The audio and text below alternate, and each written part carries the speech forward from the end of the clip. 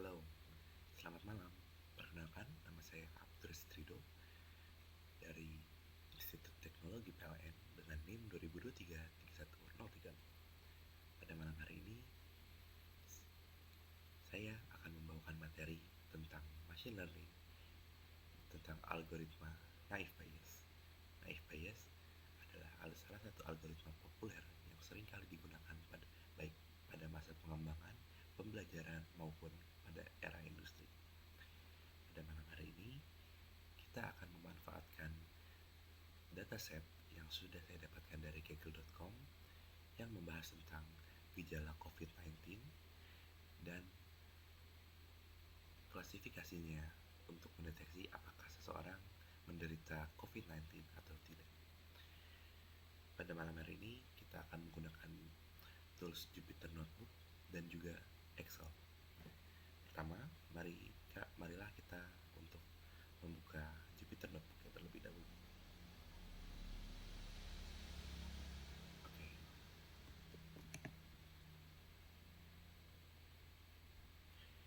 Di sini saya sudah bisa membuka Jupyter Notebook. Di sini kita akan memanfaatkan 3 library penting yang akan kita gunakan selama pembelajaran pada malam hari ini. Yang pertama, NumPy akan kita gunakan untuk pemrosesan data array. Kemudian Pandas untuk manipulasi file CSV. Kemudian Matplotlib yang sayangnya pada malam hari ini tidak akan kita gunakan, namun saya akan tetap menjelaskan, yaitu Matplotlib digunakan untuk menampilkan visualisasi data dari dataset ataupun outputnya. Kemudian di sini kita akan running. Oke, seperti itu saja. Kemudian kita akan menggunakan library Pandas untuk mengambil dataset berformat CSV. Oke, di sini saya akan menjelaskan terlebih dahulu bahwa format file.csv umumnya akan dibatasi oleh titik koma, sehingga jika kita hapus bagian kode yang ini,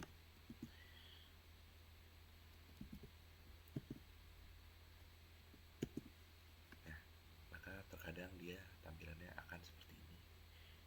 Ini bukan berarti tampilannya error, tapi titik koma jika ditampilkan dalam Excel bisa diartikan juga sebagai jeda antara sel. Maka dari itu kita menggunakan delimiter atau pembatas titik koma untuk memisahkan sel-sel tersebut menjadi sel yang terpisah. Kemudian di sini kita menggunakan data.info untuk mengetahui secara menyeluruh dan secara singkat data yang sangat banyak tersebut. Di sini kita bisa melihat bahwa semua data bersifat objek, yang mana artinya setiap data adalah bersifat string dan bukan numerik. Ini akan menjadi masalah jika kita memproses untuk pembelajaran mesin, karena mesin hanya bisa memproses dalam numerik. Untuk memproses data dari tipe objek menjadi numerik, kita nantinya akan membutuhkan label encoder yang merubah tipe data tertentu menjadi sesuai kategorinya masing-masing. Kemudian kita lanjutkan. Di sini ada categorical feature dengan looping di dalamnya yang berfungsi untuk menampilkan atribut yang ada dari data. Ini sama seperti function data tadi di atas. Namun ini penting untuk disampaikan karena kita tidak boleh selalu bergantung dengan tools yang ada, tapi kita juga harus belajar tentang bagaimana proses dibaliknya bekerja. Kemudian di sini ada looping lagi, di mana looping ini akan mengeluarkan output data yang bersifat unik. Artinya bahwa jika value suatu data dimiliki oleh data lain, maka value itu hanya akan muncul sekali. Contohnya pada bagian 0 breathing problem terdapat yes. Kemudian di bagian satu ada yes pula. Tapi begitu kita running menggunakan data dengan indeks i.unique, maka yang tampil hanyalah nilai unik dari data tersebut, sehingga tidak ada data yang terduplikasi, yaitu sehingga yang muncul hanyalah yes. Kemudian di sini ada label encoder. Label encoder kita gunakan seperti yang sudah saya bilang di awal tadi untuk merubah data menjadi bentuk numerik. Yang mana jika kita running, maka semua kata yes berubah jadi 0. Kemudian untuk no berubah jadi 0 dan yes menjadi 1. Sekarang kita akan menampilkan data. Ya, sekarang datanya sudah tertampil dan kita bisa melihat bahwa breathing problem yang sebelumnya yes berubah menjadi 0 dan sore throat yang mana sebelumnya no menjadi 0 dan yes menjadi 1. Oke. Data.head tidak perlu kita tampilkan karena data yang kita miliki sangat sedikit. Kemudian kita akan melakukan drop. Apa fungsinya? Bayangkan kita berusaha untuk mencari simpulan atau korelasi antara dua hal. Y berarti mengambil data dengan atribut COVID-19. Artinya variabel Y ini akan mengambil COVID-19 di sini dan X akan mengambil sisanya selain COVID-19. Kemudian kita melakukan import library train test split yang berfungsi untuk membagi data menjadi data uji dan data latih. Di sini saya melakukan pembagiannya, yaitu untuk data ujinya adalah 0,2 dari keseluruhan data. Kemudian di sini saya akan melakukan import dari library sklearn, yaitu model Gaussian NB untuk naive Bayes. Di sini setelah memanggil dan melakukan fitting model, saya akan melakukan prediksi awal berdasarkan x_test, yang mana itu adalah nilai yang sudah kita siapkan di awal tadi.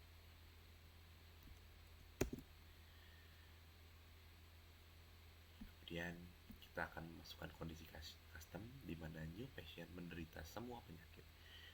Seperti yang kita ingat di awal tadi, bahwa angka 1 berarti iya dan 0 berarti tidak. Di sini berarti bahwa pasien ini menderita kesulitan bernapas, demam, batuk kering, dan sakit tenggorokan, dan lain-lain. Model akan memprediksi, dan model memprediksi bahwa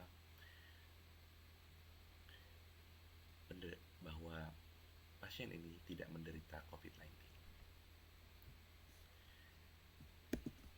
Di sini kemudian saya menggunakan akurasi score untuk mengetes apakah model yang sudah saya buat memiliki akurasi. Di sini akurasi bernilai 100%, yang mana itu tidak boleh dilakukan di dalam machine learning. Mengapa? Karena model yang 100% akan mengalami overfitting sehingga tidak dapat beradaptasi dengan data baru dan juga akan menghasilkan false positif atau false negatif. Kita bisa memperbaiki ini dengan melihat datasetnya. Sebelumnya, saya sudah mengubah datasetnya dari 5.000 data menjadi 5 buah data saja. Saya melakukan itu agar proses penghitungan manualnya sedikit lebih mudah. Pada malam hari ini, berhubung kita punya banyak waktu, kita akan membahasnya secara manual. Di sini ada sheet 1, saya sudah menghitung manual. Di sini saya mengubah di sini yang harus kita lakukan pertama kali untuk perhitungan naive Bayes adalah mengubah value atau menghitung manual value yang muncul. Contohnya di sini pada breathing yes muncul 5 kali. Artinya kita akan menulis yes sebanyak 5 kali. Kemudian di fever 5 kali, kemudian dry cough 5 kali, kemudian sore throat 4 kali. Pada bagian sore throat, di situ ada value no, sehingga kita harus mengisi no dengan nilai 1. Kemudian untuk running nose, kita isikan yes bernilai 3 dan no bernilai 2. Kita lanjutkan terus sampai sanitation. Kenapa COVID-19 tidak disertakan? Karena COVID-19 bukanlah bagian dari nilai X. Artinya, COVID-19 adalah variabel yang dipengaruhi, bukan yang mempengaruhi. Kemudian, setelah kita berhasil mendapatkan semua nilai dari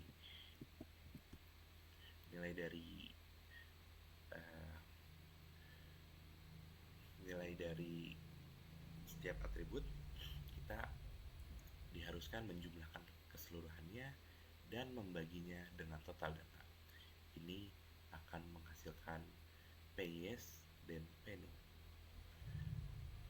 Kemudian setelah mendapatkan PYes dan PNO, di sini saya perlu untuk membagi antara nilai yang ada di yes dan nilai yang ada pada total yes. Nilai ini nantinya akan kita gunakan sesuai persamaan dari naive Bayes. Kemudian kita perlu juga untuk menghitung predictor prior probability. Apa itu predictor prior probability? Predictor prior probability menjumlahkan nilai yes dan no dari suatu atribut, kemudian membaginya dengan total data. Ini bisa kita manfaatkan untuk melihat apakah penyebaran data kita sudah merata antar atribut atau belum. Karena penyebaran yang tidak merata bisa mengakibatkan model mengalami gagal build dan kecenderungan untuk menghasilkan output yang salah. Di sini kita bisa melihat bahwa predictor prior probability dari dataset yang saya gunakan sudah bernilai 0,1 semua, yang artinya tidak ada kesenjangan antara atribut dan data. Kemudian prior yes ini adalah data sampel yang saya gunakan, di mana semuanya bernilai 0 dan prior no-nya bernilai 0. Di sini kita bisa melihat bahwa setelah saya lakukan perhitungan, yaitu yes dibagi predictor prior probability di mana yes dikali PYes per predictor prior probability menghasilkan 0, yang mana jika suatu bilangan dikalikan dengan 0 maka akan menghasilkan 0. Ini bisa terjadi karena kita tidak memiliki cukup variasi data sehingga perhitungan manual menjadi salah.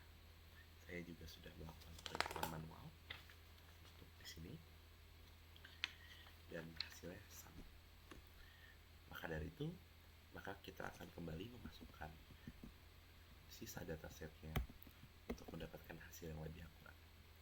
Untuk mempersingkat waktu, di sini saya akan langsung melakukan running keseluruhan, dan kita bisa melihat di sini bahwa dengan gejala kesulitan bernafas, demam, batuk kering, dan sakit tenggorokan, model sekarang sudah bisa memprediksi bahwa pasien tersebut menderita COVID-19. Kemudian, jika kita melakukan 0 semua, dimana artinya pasien menderita kesulitan bernafas tapi tidak demam, dengan batuk kering dan sakit tenggorokan, model menyimpulkan bahwa itu masih COVID-19. Dan jika kita kurangi sekali lagi, model mengatakan bahwa orang tersebut tidak menderita COVID-19 berdasarkan datasetnya. Kemudian dengan 5.000 data tadi, model mencapai akurasi 91%, yang mana ini sudah cukup bagus, tapi masih bisa kita kembangkan lagi untuk selanjutnya. Namun, saya cukupkan untuk malam ini karena kita tidak akan menghabiskan satu materi dalam sekali duduk. Kesabaran adalah kunci dari keberhasilan. Sampai jumpa nanti di kelas machine learning bersama saya. Terima kasih. Assalamualaikum warahmatullahi wabarakatuh.